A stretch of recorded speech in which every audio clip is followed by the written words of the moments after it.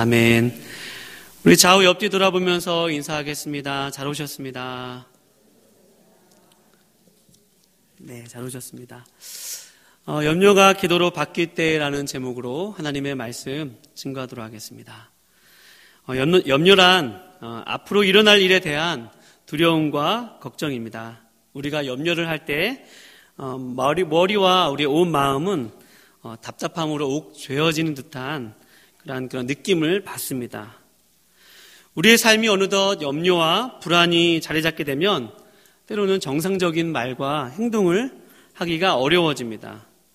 감정 조절이 잘 안 되기도 하고요. 또 때로는 우울해지기도 하고 우리의 감정과 우리의 말이 좀 이렇게 경직됩니다. 이번에 체육대회 했는데 제가 사실 제일 못하는 게 제기차기입니다. 정말 못 차요. 제가 2개, 3개 이상 쳐본 적이 없어요. 여태까지. 굉장히 놀랐어요. 이번에 제기를 차라고 했는데 8개 찬 것도 사실은 저한테는 기적이었습니다. 근데 두 번째 많이 나왔는데 이상희 장모님이 저를 이기셨죠. 네, 많이 회자되곤 하는데 그 상황에서 힘을 좀 빼야겠다는 생각이 들었습니다. 제가 이상희 장모님에게 좀 지더라도 좀 많은 사람이 봐서 창피함을 당하더라도 괜찮지 어떡하겠어. 좀 힘을 빼니까 저도 모르게 잘 되더라고요, 여러분. 운동 경기에서 우리가 힘을 꽉 주면 우리의 몸이 이렇게 쫙 경직되잖아요. 평소에 잘 하던 것도 잘 못하게 되고 또 이렇게 딱딱해서 동작도 부자연스럽게 되는 것과 마찬가지로 우리가 염려라는 그러한 감정에 사로잡히면 우리의 그 염려는 두려움을 낳는데 그 두려움이란 감정이 우리로 하여금 이렇게 좀 딱딱하게 된다는 것입니다. 그래서 누가 좀 무슨 말을 하면 평소 때보다 예민하게 반응하기도 하고 누가 이렇게 좀 이해가 안 되는 말을 해도 좀 너그러운 너그러운 태도가 잘 일어나지 않는 것 같아요. 염려란 그러한 공포심과 같은 감정을 낳습니다. 염려를 하게 되면 그것이 참 안 좋은 게 공포와 두려움이라는 감정을 낳게 됩니다. 여러분, 감정은 우리 영혼의 풍향과 같아서 감정이 우리의 온 마음과 정신을 이렇게 드라이브하고 움직일 때가 있습니다. 그러니까 우리가 두려움이라는 감정에 딱 사로잡히게 되면 정상적인 생각을 못 합니다. 이렇게 정확한 사리 분별에 의해서 생각한다거나 정확한 논리에 의해서 생각하는 것이 때로는 결여될 때가 있습니다. 또 우리가 이 두려움이라는 감정에 이렇게 사로잡히게 되면 우리가 분명히 하나님의 뜻인 것을 알면서도 우리의 이성이 작동하지 않으니까 우리의 의지도 우리의 마음도 우리 하나님의 뜻과는 전혀 상관없는 방향으로 흘러갈 때도 있다는 말입니다. 염려가 이처럼 우리 삶을 엄습하면요, 그것이 가져다주는 감정의 변화가 마치 우리 삶의 절대적인 것처럼 착각하게 된다는 것입니다. 염려가 가져다주는 공포감과 두려움들에 짓눌려서 우리의 일상이 거기에 이렇게 함몰되고 거기에 이렇게 주저앉고 맙니다. 이렇게 우리를 공포감을 주고 우리를 힘들게 하는 것은 사실 우리에게 예상치 못한 일들입니다. 앞으로 일어날 일들이 있는데 그것에 대해서 우리가 통제할 수 없고 우리가 예측할 수 없고 정상적인 경로에 의해서 될 수 없다고 느끼는 그러한 불확실한 일들을 만날 때 우리는 보통 그런 두려움에 사로잡힙니다. 그래서 그것을 우리가 처음 대하면 그 두려움이 너무나도 강력해서 그것을 어떤 분들은 그 두려움에 눌리기도 하고 어떤 분들은 그 두려움에 직면하기 싫어서 그 어떤 일들을 피하고 도망갈 때가 참 많습니다. 그것을 피하고 싶은 충동을 느끼기도 합니다. 염려란 이처럼 부정적인 감정이죠.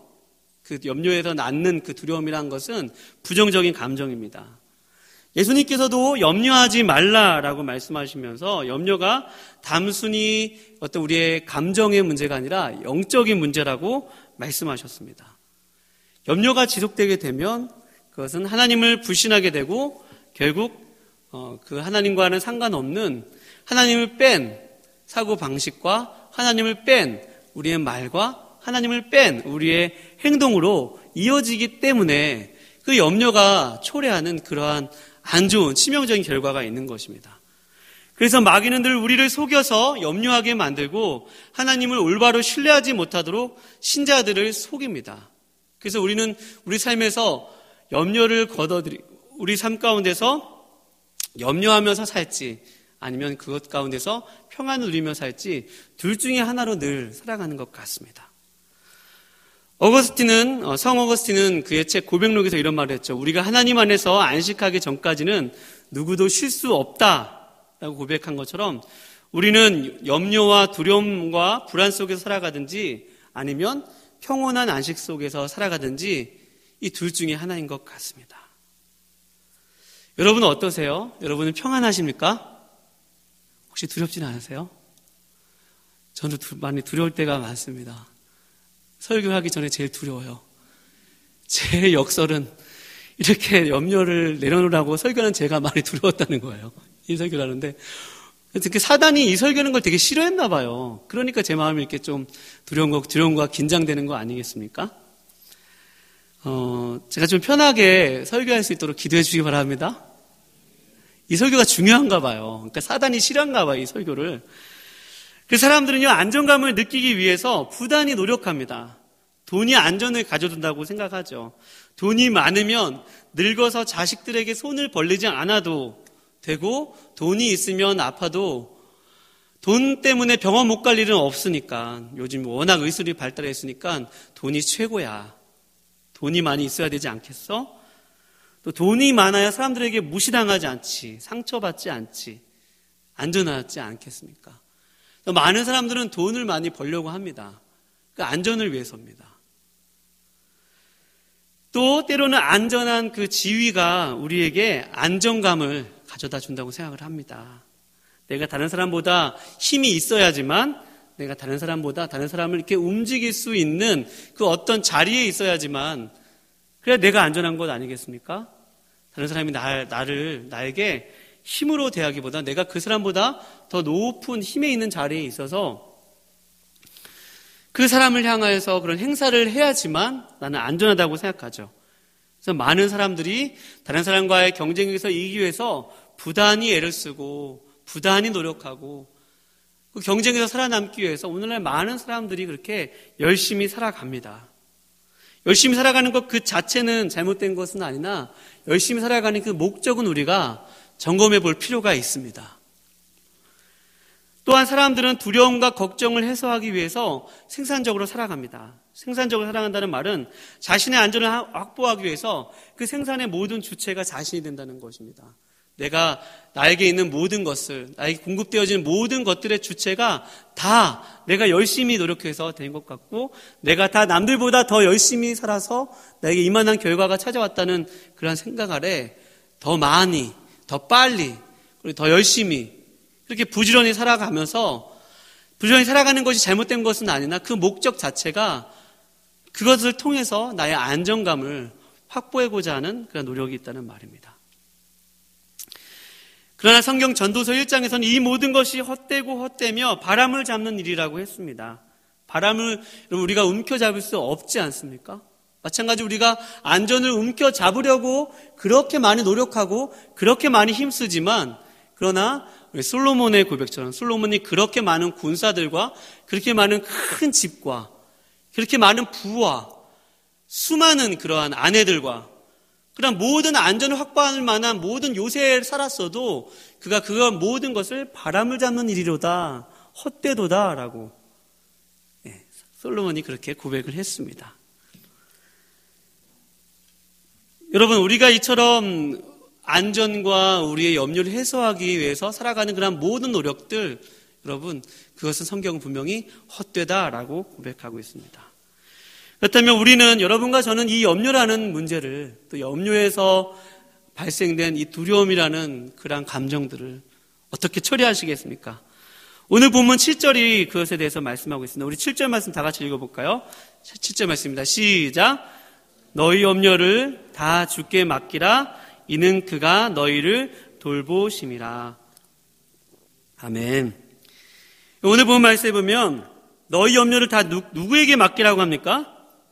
주께 맡기라. 우리 세 번 한번 해볼게요. 주께 맡기라. 세 번 한번 해볼게요. 시작. 주께 맡기라. 주께 맡기라. 주께 맡기라. 할렐루야. 주님께 맡기라는 것입니다. 큐리어스죠. 영어로는 대문자 the Lord입니다. 대문자로 기록됐다는 것은 주님이 한 분밖에 없다는 것입니다. 주인이 두 주인을 섬길 수는 없는 것입니다. 주인이 누구인가, 주님이 나에게 있어서 주인이 누구인가라고 성경은 오늘 첫 번째로 여러분과 저에게 점검하기를 촉구합니다. 주님께 맡기기 위해서는, 주께 모든 나의 염려를 다 맡기기 위해서는 진짜 나의 삶의 주인이 누구인지 알아야 한다는 말입니다. 나의 인생의 주인이 나로 사는 사람들은 어떤 특징을 갖고 있죠? 모든 생산과 공급의 주체가 나입니다. 우리의 모든 미래와 그 다음에 안전에 대한 주체가 나입니다. 삶의 모든 주관자가 바로 나입니다. 스스로 모든 문제를 해결하고 또 모든 것을 얻어내고 모든 것을 만들어내는 그 주체가 바로 내가 될 때 그 사람은 내가 퀴리오스 주인이 되는 사람입니다.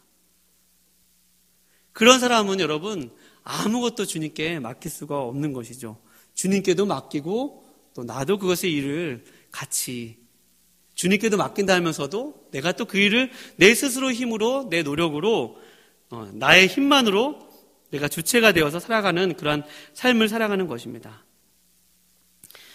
그런데 오늘 보면 6절 말씀에 보면 그러므로 하나님의 능하신 손 아래에서 겸손하라. 때가 되면 너희를 높이시리라 라고 말씀하시면서 하나님의 능하신 손 아래에서 겸손하라고 합니다.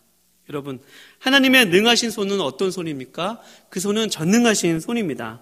창조주의 손이며 섭리주의 손이죠. 여러분, 하나님의 손이 모든 것을 만드시고 또 모든 것을 주관하신다는 그러한 생각은 어떤 것입니까? 모든 것이 하나님으로부터 왔다는 것을 인정할 때 여러분과 저는 하나님 앞에 겸손하게 맡길 수가 있습니다. 여러분 한번 생각해 보시기 바랍니다. 우리가 살아가기 위해서 절대적으로 필요한 것을 만들 수 없습니다. 그렇죠? 우리에게 필요한 것, 옷, 자동차, 신발, 컴퓨터, 이런 것은 우리가 만들 수는 있습니다. 그러나 이런 것이 없어도 사실 우리가 생명은 부재할 수 있습니다. 그런데 여러분, 우리가 정말로 생명을 영위하기 위해서, 생명을 살기 위해서 정말 우리에게 필요한 건 뭐가 있습니까? 태양, 공기, 흙, 물. 여러분, 이런 거 만들 수 있어요? 없어요? 없습니다. 우리가 살아가기 위해서 정말로 필요한 것은 우리에게서 나온 것이 아닙니다. 그래서 로마서 11장 36절에 보면 이는 만물이 주에게서 나오고 주로 말미암고 주에게로 돌아감이라 라고 말씀하신 것처럼 여러분, 하나님이 다 주신 것임을 믿으시기 바랍니다. 하나님이 다 주신 거예요. 내가 잘나서 태어난 것도 아니고 내가 똑똑해서 이만큼 한 것도 아니고 또 나의 자녀도 주님께서 선물로 주신 것입니다. 부모님도 주셨고 아내도 주셨고 또 직장도 주셨고 또 먹을 것과 입을 것과 내가 살고 있는 집과 그런 모든 것도 여러분 하나님이 주셨음을 믿으시기 바랍니다. 이 손을 가지신 분이 주님이시라는 거예요. 이분이 예수님이시라는 것입니다. 그러니까 이것을 인정할 때 그분 손 아래에서 겸손하게 우리의 모든 것을 맡겨도 되는 분이십니다. 여러분, 우리의 믿음이란 무엇입니까? 우리 한번 따라 보겠습니다. 믿음이란 믿음의 대상을 바로 알고 그가 하는 일을 아는 것이다. 여러분, 우리가 믿는 대상, 퀴리오스 주님은 어떤 분이십니까? 모든 것이 그분으로부터 나왔다는 것입니다. 다 주님이 주신 거예요. 우리가 했던 거 아무것도 없는 것입니다. 주님이 주셨기 때문에 우리는 그분께 맡길 수가 있는 거예요. 그 주님께 오늘 본 말씀에 그 주님께 모든 것을 맡기라라는 것입니다. 예수님께서도 말씀하셨죠. 참새 한 마리가 한 아사리온에 팔리는 것도 하나님 뜻이 아니면 참새가 떨어지지도 못하고 떨어진 참새도 또 팔리는 것도 하나님의 손에 있다는 말입니다. 너희 염려를 다 주께 맡기라 했을 때 큐리오스 즉 주님은 모든 것의 주 되시며 다스리시며 지금도 만물을 그분의 전능하신 손으로 붙들고 계신 분임을 여러분 믿으시기 바랍니다. 그럼에도 불구하고 우리가 염려를 좀처럼 떨쳐버리기 힘든 이유는 뭘까요? 저도 알아요. 하나님 그렇게 전능하신 능력이 있는 거 알아요. 저도 모르는 거 아니에요. 안 믿어지는데 어떻게 하겠어요, 여러분. 그것이 나에게 와닿지 않는데 어찌하겠어요? 주님이 나 같은 사람에게도 여전히 관심을 가지고 계시냐는 것입니다. 주님이 여전히 나 같은 사람에게도 동일하게 관심을 갖고 우리가 나의 염려를 그 주님께 맡길 수 있느냐는 것입니다. 그러나 오늘 성경은 오늘 7절 말씀에 너희 염려를 주께 맡기라. 이는부터 한번 읽어볼까요? 이는 다시 시작. 이는 그가 너희를 돌보심이라. 할렐루야. 여기서 그가 너희를 돌보심이라고 했을 때 유진 피터슨의 메시지 성경에서는 이 부분을 그가 너희를 세심하게 돌보심이라 라고 했습니다. 돌보시긴 돌보시는데 세심하게 돌보신대요. 여러분, 주님이 우리를 세심하게 돌보시는 것이 주님의 행동이라는 것이죠. 주님이 지금도 우리를 위해서 하고 계신 일들입니다. 제가 요즘에 굉장히 은혜를 많이 받은 영화 한 편이 있어요. 오두막이라는 영화 혹시 아세요? 네, 오두막이라는 영화가 그런 영화가 있습니다. 오두막이라는 그러한 영화가 있는데요. 영화의 내용을 다 설명해 드릴 수는 없고 여러분 영화를 보시면 은혜가 될 것 같아요. 거기서 이제 주인공이 어떠한 큰 슬픔을 당하고 그것 때문에 하나님이 나와 함께 하실까에 대한 늘 회의가 있었는데 하나님이 어느 날 그를 오두막을 그의 슬픔의 장소인 오두막으로 초대하셔서 그를 치료하시는 과정인데 제가 참 거기서 인상 깊게 보았던 장면이 한 장면이 있는데 하나님이 그런 말씀하세요. 맥, 너가 눈물을 흘리는데 내가 여태까지 너 그 눈물을 다 모았다? 그렇게 얘기하는 거예요. 너의 눈물을 내가 다 눈물병에 모았다고 하는 거예요. 소중한 것은 내가 하나도 버리는 것이 없다라고 얘기하는 그 얘기를 들었는데 제가 그 부분에 참 많이 은혜가 되었어요. 다른 그거 외에도 그 내용 자체가 영화 굉장히 많이 은혜가 되지만 여러분 하나님 우리의 세세한 것 있지 않습니까? 우리가 흘리는 눈물, 우리의 표정, 우리의 모든 생각들, 우리가 지나치고 놓치기 쉬운 그 모든 것까지도 세심하게 여러분 우리에게 관심을 갖고 계시고 또 우리를 여러분 보고 계시는 분이시면 여러분 믿으시기 바랍니다. 하나님은 우리의 멀리서도 우리의 생각을 아시고 우리의 앉고 일어섬을 아시는 그 하나님께서 우리의 생각과 우리의 앉고 일어섬까지도 다 아시고 우리가 때로는 흘리는 눈물까지도 다 눈물병에 담아서 다 보관하고 계신다는 그 하나님의 세세함, 디테일함, 그 하나님의 세세함이 여러분과 나를 향하신 하나님의 태도임을 여러분 믿으시기 바랍니다. 그 세세함을 가지고 우리를 돌보신다는 거예요. 여러분 양과 목자라는 책을 쓴 필립 켈러가 굉장히 오래된 책인데 그 양을 보면 그 책에 양들은 두려움이 많은 동물이라고 합니다. 그래서 세심한 돌봄이 없으면 양들이 굉장히 스트레스가 많아서 때론 유산하기도 하고 또 우리에서 이탈하기도 하고 밥도 잘 못 먹고 또 잠도 잘 못 이룬다고 합니다. 그런데 그 양들이 편안하게 누워서 정말 푸른 풀밭에 누워서 잠을 자고 또 꿀을 먹을 수 있는 그 이유는 목자들이 그렇게 세심하게 돌보는 것을 그 양들이 확인할 때라고 합니다. 또 볼 때라고 합니다. 그 목자가 정말 양 곁에서 세심하게 그의 양들의 목에 먹을 것과 또 누울 것과 또 이리의 그러한 피해에 대해서 그 목자가 쉬지 않고 끊임없이 양을 위해서 노력할 때 고군분투하는 모습을 볼 때 양들은 비로소 안정감을 누린다고 해요. 그런 양과 목자의 관계처럼 우리 주님은 요한복음 10장 14절 말씀에 나는 선한 목자라 라고 말씀하셨습니다. 여러분 주님이 우리의 선한 목자 되신다면 여러분과 저의 곁에서 그러한 목자처럼 끊임없이 세심하게 여러분과 저를 돌보고 계심을 믿으시기 바랍니다. 시편 8편에 보면 다윗이 이런 고백을 했습니다. 사람이 무엇이간데 주께서 그들을 생각하시며 인자가 무엇이기에 그를 돌보시나이까. 하나님 나 같은 거 여러분 하나님 저한테 관심이나 있으세요? 하나님 나 같은 거 그렇게 계속적으로 돌보시는 건 맞으세요? 라고 여러분과 제가 하나님께 질문을 던질 수도 있겠지만 다윗이 그렇게 고백했어요. 사람이 무엇이간데 주께서 그를 생각하시며 인자가 무엇이기에 그를 돌보시나이까. 여기서 생각하다란 말은 원어로 자칼이라는 단어입니다.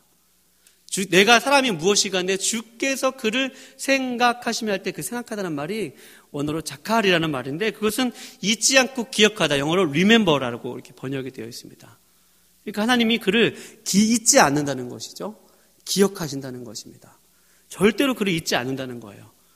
여러분, 영원하신 하나님이 여러분 누군가를 기억한다면 그를 얼마나만큼 기억하실까요? 영원히 기억하시죠. 무한하신 하나님이 그를 기억하신다면 얼마만큼 기억하실까요? 무한히 측량할 수 없이 그를 기억하실 것입니다. 우리를 향하신 그 하나님의 생각이 그렇게 측량할 수 없이 깊다는 거예요. 그렇게 우리를 기억하신다는 것입니다.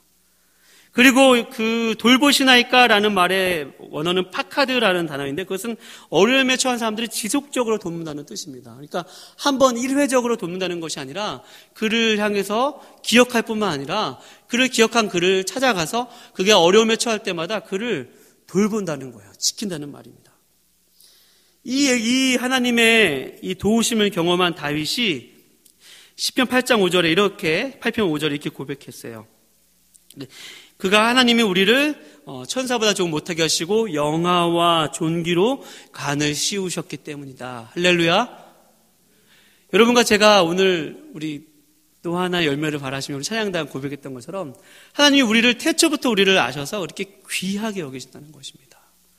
사람이 무엇이간데 그를 생각하시고 영화와 존귀로 이렇게 아주 영화롭게 관을 씌우시고 존귀하게 우리를 여기셔서 우리가 그토록 하나님 앞에 귀한 존재이기 때문에 우리를 기억하실 뿐만 아니라 우리를 향해서 그렇게 지속적인 도움을 베푸신다는 말입니다. 뿐만 아니라 히브리서 13장 5절의 말씀에 보면 내가 결코 너희를 버리지 아니하고 너희를 떠나지 아니하리라 라고 말씀하셨습니다. 여러분, 하나님은 여러분과 저를 한번 우리 가운데 우리가 하나님과 이렇게 이렇게 하나로 연결이 되어지면 하나님은 우리를 절대로 떠나지 아니하신 분임을 여러분 믿으시기 바랍니다. 하나님은 우리를 이렇게 떠나지 아니하시고 우리를 잊지 아니하시고 우리를 세심하게 또 아주 세세하게 우리를 돌보시는 분이시기 때문에 그것이 그분의 행동이라는 것입니다. 그분의 행위라는 거예요. 그러니까 하나님은 누구시냐고 했을 때 모든 것을 주시는 그 주권자 하나님이실 뿐만 아니라 지금도 우리 가운데 계셔서 우리를 통하여서 우리 안에서 전능하신 하나님이시지만 또 우리 안에 거하시면서 우리를 떠나지 아니하시면서 우리 정말 긍휼한 눈으로 바라보시며 우리를 돕는 분이라는 사실입니다. 사랑하는 여러분, 혹시 주님이 나 같은 나의 삶을 방관하고 있다고 생각하시는 분이거나 또 나의 일에 좀 관심이 없다고 생각하시는 분, 내가 주님께 뭔가 정성이 부족하고 또 열심히 부족해서 내 삶의 모습이 이 모양 이 꼴이라고 생각하시지는 않으십니까? 혹은 염려와 불안에 짓눌려 더 이상 일어날 힘조차 없어서 주저앉고 기도할 힘조차 없는 분은 있지 않으십니까? 여러분, 그런 분들 오늘 말씀에 귀 기울이시기를 축원드립니다. 오늘 시편 37장 다른 성경의 시편 37편 24절에서 25절 말씀에 보면 이런 말씀이 있어요. 여호와께서 사람의 걸음을 정하시고 그의 길을 기뻐하시나니 그는 넘어지나 아주 엎드러지지 아니함은 여호와께서 그의 손을 붙드심이로다라고 말씀하고 있습니다. 여러분, 주님은 손으로 그 사람들을 붙들고 계시며 떠나지 않고 잊지 아니하시며 기억하시고 끝까지 돌보시며 우리가 넘어졌을 때 우리의 손을 붙잡고 일으키실 수 있는 여러분 분임을 여러분 믿으시기 바랍니다. 따라서 여러분과 제가 그분께 그런 분을 신뢰할 수 있는 것이고 신뢰할 만한 분을 신뢰할 수 있는 것이고 지금도 우리를 위해서 일하고 계신 그 주님의 행위를 보고 우리의 염려를 맡길 수 있는 것입니다. 거기에서 우리의 믿음의 출발을 가져야 하는 것입니다. 나에게서 믿음이 생기지 않는데 어떡해요? 나에게서 이 두려움을 떨쳐버릴 수 있는 감정이 없는데 어떡해요? 나에게서 이런 짓눌린 것에서 헤어날 수 있는 힘이 없는데 어떡해요? 나에게서 이 염려에 대한 해결책을 찾는 것이 아니라 주님이 누구시고 주님이 지금도 나를 위해서 어떤 일을 행하고 계시는지 아는 것이 여러분 믿음의 출발임을 믿으시기 바랍니다. 그것을 바라볼 때 우리 염려를 해결할 수 있습니다. 그러면 여러분과 제가 어떻게 반응해야 합니까? 오늘 예수님도 말씀하셨습니다. 너희는 무엇을 먹을까, 무엇을 입을까 염려하지 말라. 이는 다 이방인들이 구하는 것이니라. 공중에 나는 새를 보라. 들에 핀 백합화를 보라.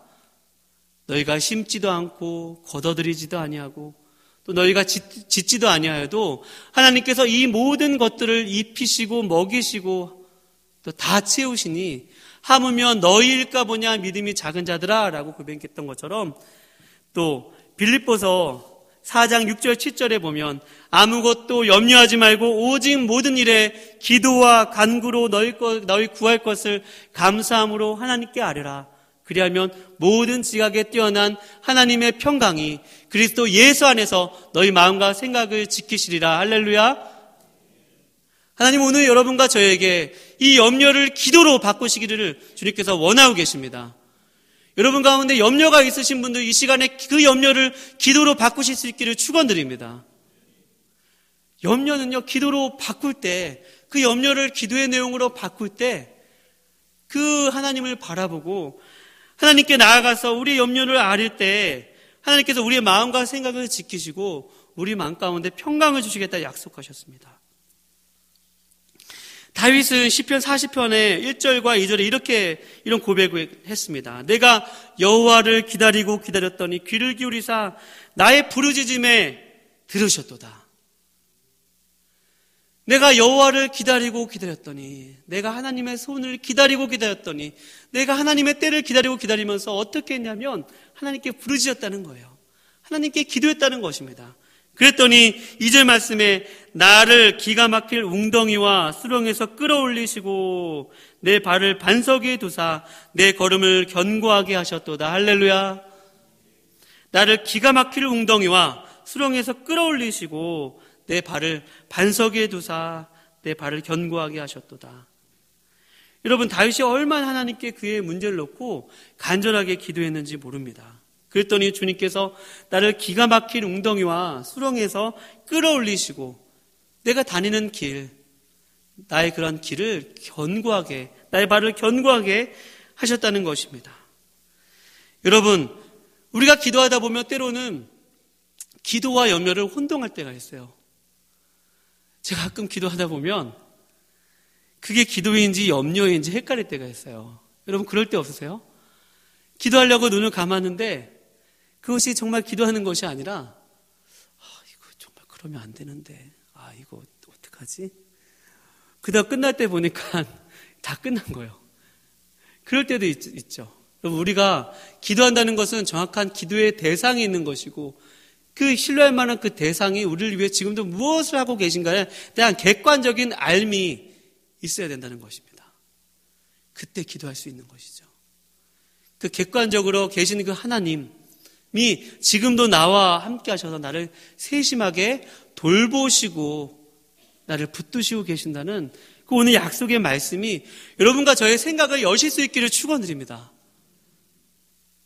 이 두려움이라는 감정이요, 우리를 이렇게 확 사로잡아가지고 우리로 하여금 기도의 문이 막힐 때, 우리가 말씀을 읽어도 그 말씀이 잘 들어오지 않을 때, 여러분, 하나님이 누구신지 알아서 우리의 마음과 생각과 눈을 열어서 하나님 앞에 기도할 때, 하나님의 임재를 구할 때, 하나님 오늘 나의 가운데 우리 영안을 열어주셔서 나의 삶 가운데 하나님이 다스리시고 통치하시고 내가 하나님께 얼마나 귀한 존재인 줄 알아서 나의 모든 그 염려를 주님께 맡기시는 귀한 시간 되시기를 축원드립니다.